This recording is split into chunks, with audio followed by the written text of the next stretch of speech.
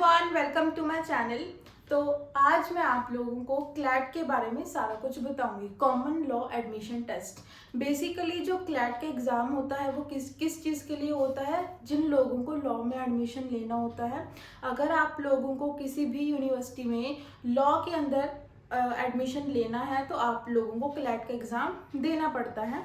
तो उसकी क्लैट का फुल फॉर्म है कॉमन लॉ एडमिशन टेस्ट। ठीक है, इसी तरीके से और भी बहुत सारे एग्ज़ाम्स होते हैं, बट मैं आप लोगों को 20 मार्च 2024 से क्लैट की प्रिपरेशन करवाना स्टार्ट करवा दूंगी अपने यूट्यूब के चैनल पर।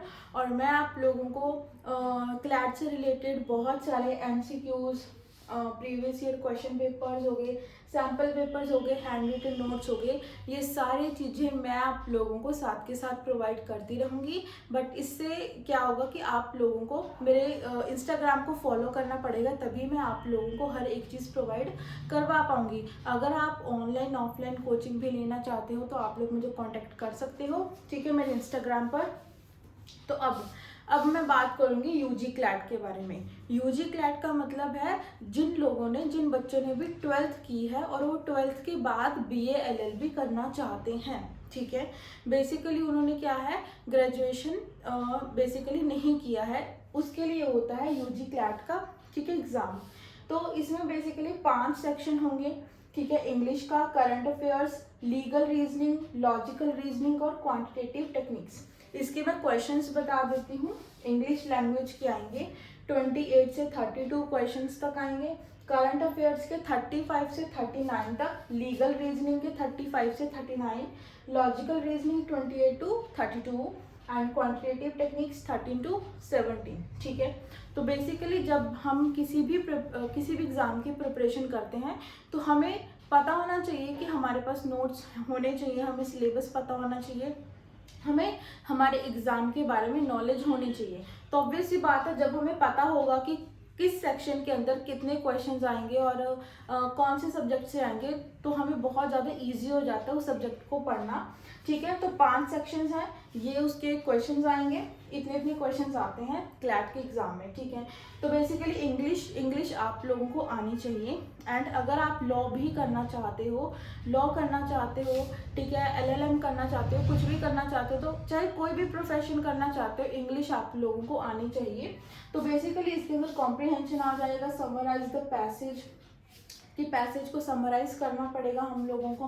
कॉम्प्रिहेंशंस तो हम लोग बहुत छोटे होते से करते आ रहे हैं, ठीक है। उसके बाद हम लोगों को आर्ग्यूमेंट्स में भी रीज़न देना पड़ेगा, जो आर्ग्यूमेंट वगैरह होते हैं उसमें हर एक जो एजर्शन रीज़न वगैरह होता है वो सारे इस तरीके से इंग्लिश में भी आएंगे। एरर हो गया, आपकी वोकैब अच्छी होनी चाहिए, कहीं से भी क्वेश्चन आ सकता है। ठीक है, दूसरा है करंट अफेयर्स और जीके। बेसिकली इस जीके के अंदर हमारा क्या होगा, जो थोड़ी बहुत आप लोगों को हिस्ट्री की नॉलेज होनी चाहिए, ज्योग्राफी, पोल साइंस की, इकोनॉमिक्स की थोड़ी बहुत नॉलेज होनी चाहिए, ज़्यादा नहीं, थोड़ी बहुत नॉलेज होनी चाहिए। ठीक है, एंड करंट अफेयर्स तो आप लोगों को पता ही होने चाहिए।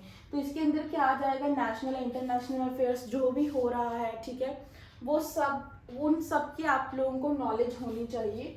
उसके बाद है कंटेम्प्रेरी इवेंट्स, जो भी इवेंट्स हैं इंडिया के या फिर पूरे वर्ल्ड के, उस चीज़ की आपको नॉलेज होनी चाहिए। बेसिकली हिस्ट्री की आप लोगों को नॉलेज होनी चाहिए। उसके बाद आर्ट एंड कल्चर और भी बहुत सारे टॉपिक्स हैं इसके अंदर। ठीक है, तो मैं इसका प्रॉपर जो सिलेबस की फ़ोटो है वो मैं अपने इंस्टाग्राम पे और फेसबुक पे अपलोड कर दूंगी, आप वहाँ से ले सकते हो। बेसिकली अभी मैं आप लोगों को सिर्फ इतना बोल के बता रही हूँ कि ऐसे ऐसे आपका सिलेबस होगा, और ये सिर्फ यूजी क्लैट का है। पीजी क्लैट का सिलेबस मैं अगली वीडियो में बताऊँगी, वरना वीडियो लंबी हो जाएगी। ठीक है, तो अब लीगल रीजनिंग की बात करते हैं। सबसे इम्पॉर्टेंट यही सेक्शन है, लीगल रीजनिंग। ठीक है, इसके अंदर हमारे 5 सब्जेक्ट होंगे। बेसिकली इसके अंदर हमारा सिविल लॉ और क्रिमिनल लॉ होगा। रीजनिंग के अंदर हम लोग लॉ ऑफ टॉर्ट पढ़ेंगे, कॉन्ट्रैक्ट पढ़ेंगे, कॉन्स्टिट्यूशन। बेसिकली जो हमारी पॉलिटी होती है वही कॉन्स्टिट्यूशन होता है, बट कॉन्स्टिट्यूशन के अंदर हम लोगों को कुछ केसेस और आर्टिकल्स याद करने पड़ते हैं। ठीक है, तो कॉन्स्टिट्यूशन हो गया और क्रिमिनल लॉ हो गया। क्रिमिनल लॉ के अंदर आईपीसी, सीआरपीसी आ जाएगा, ठीक है, ज़्यादा नहीं, मतलब पूरी बुक नहीं पढ़नी है, हमें सिर्फ मेन पढ़ना है, वो मैं आप लोगों को बताऊंगी कि कैसे पढ़ना है, ठीक है। उसके बाद लीगल फैक्ट आ जाएंगे, सिचुएशंस आपको दी जाएंगी एंड आपको फिर उसमें टिक करना होगा कि इस सिचुएशन में हम लोग क्या चीज़ कर सकते हैं, ठीक है। उसके बाद है लॉजिकल रीजनिंग। लॉजिकल रीजनिंग के अंदर आप लोगों ने अगर रीजनिंग पढ़ी होगी 12th में या फिर 10th में, तो आप लोगों को पता होगा कि उसमें कोडिंग डिकोडिंग होता है, ब्लड रिलेशंस होते हैं, पजल हो गया और भी बहुत सारे वेन डायग्राम्स हो गए, तो वो सारा रीजनिंग के अंदर ही आ जाता है, ठीक है। इसके अंदर सिर्फ इतने ही टॉपिक्स नहीं हैं और भी बहुत सारे टॉपिक्स हैं, ठीक है। अब आ गया इसमें बेसिकली मैथ है। क्वांटिटेटिव टेक्निक्स में आपको इसमें मेन ये कहा गया है कि 10th तक का मैथ आप लोगों को आना चाहिए। अगर आपको अभी 1-2 साल पढ़ा है, अभी आप 10th में हो रहा, अभी से आप लोग क्लैट की प्रिपरेशन कर रहे हो, फिर तो आप बहुत आराम से आप लोग प्रिपरेशन कर सकते हो। लेकिन अभी अगर आपके पास सिर्फ 4-6 महीने हैं तो उसमें आप लोगों को मतलब अपना मैथ जो है वो क्या है तेज करना पड़ेगा। मतलब आपको मैथ में हर एक चीज़ सीखनी पड़ेगी फटाफट से। और जैसे कि परसेंटेज चैप्टर हो गया, time and work, profit and loss हो गया, 10th तक का मैथ आप लोगों को आना चाहिए। और भी इसमें बहुत सारी क्या बोलते हैं, और भी बहुत सारे चैप्टर्स हैं, डिटेल में मैं पूरा इस यहाँ पे नहीं लिख सकती थी। बेसिकली मेरा मोटिव यही है कि मैं आप लोगों को बता सकूँ कि सिलेबस के अंदर ये चीज़ है, ठीक है। एंड उसकी मैं फ़ोटो अपने इंस्टाग्राम पे अपलोड कर दूँगी पूरे सिलेबस की, कि इस पर्टिकुलर सेक्शन के अंदर ये इतने सारे चैप्टर्स हैं।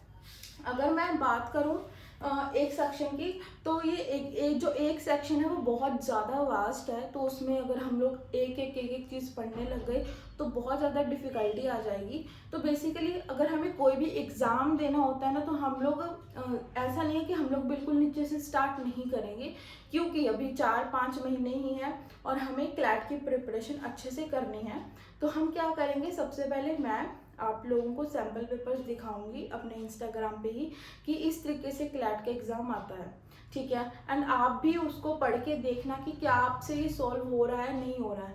एंड वहाँ पे आप लोगों को पता लगेगा कि क्लैट के एग्ज़ाम में किस तरीके से क्वेश्चंस आते हैं एंड मुझे कहाँ से किस तरीके से पढ़ना है और कितना पढ़ना है। क्योंकि ऑब्वियस ही बात है, अगर हम लोग सैम्पल पेपर्स MCQs वगैरह नहीं देखेंगे तो हम लोगों को बहुत ज़्यादा प्रॉब्लम फेस करनी पड़ेगी, ठीक है। तो मैं आप लोगों को बता देती हूँ, जो ये एग्ज़ाम है ये होता है 120 मिनट का होता है, ठीक है। और इसमें 150 क्वेश्चंस आते हैं। इसमें नेगेटिव मार्किंग होती है 0.25, ठीक है। ये नेगेटिव मार्किंग क्लैट के एग्ज़ाम में होती है। अगर आप किसी भी यूनिवर्सिटी के एग्ज़ाम दे रहे हो, नेगेटिव मार्किंग हर यूनिवर्सिटी के अंदर होगी अगर आप क्लैट के एग्ज़ाम दे रहे हो। तो ये सारा UG क्लैट का सिलेबस था एंड इसकी फ़ोटो आप लोगों को मेरे इंस्टाग्राम पे मिल जाएगी। और अगर आपको स्क्रीनशॉट लेना है तो आप लोग ले सकते हो। और मैं आप लोगों को ये भी चीज़ बताना चाहती हूँ कि मैं आप लोगों को इंस्टाग्राम पर MCQs, previous year question, sample paper notes, handwritten notes, हर एक चीज़ प्रोवाइड करूँगी। ये मेरी इंस्टाग्राम की आईडी है। इस आईडी पर आप लोगों को हर एक चीज़ मिल जाएगी time to time. And thank you so much, bye bye.